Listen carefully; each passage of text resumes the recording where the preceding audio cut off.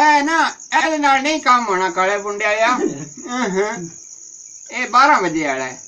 ए वे ए दिसिया ए वे ए जामे खीरी पौंदी पई आ ए उतो करबला दी बूटियां नहीं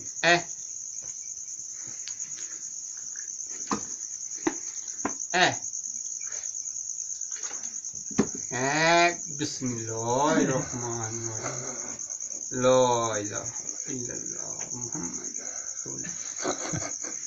जान दस ए शाम दी 11 वाली